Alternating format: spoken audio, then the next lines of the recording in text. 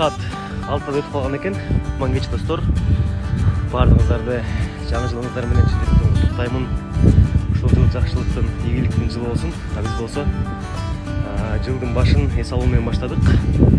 Күч кубат топтоп буюрса сиздер үчүн жакшы чыгармаларыбызды тартып алайлы деген ниеттебиз. Мен болсо азыр Анталияда жүрөм үй-бүлөм менен.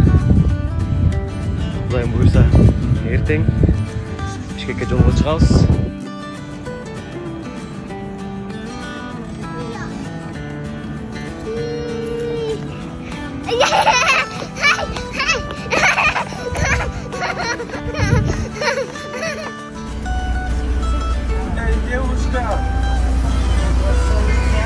Мындай эме, оозторго жок. Мындай болду.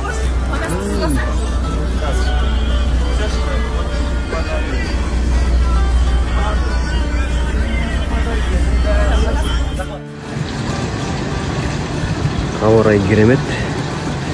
Күн өтө ысык болбосо дагы эл журт загар алып жатат.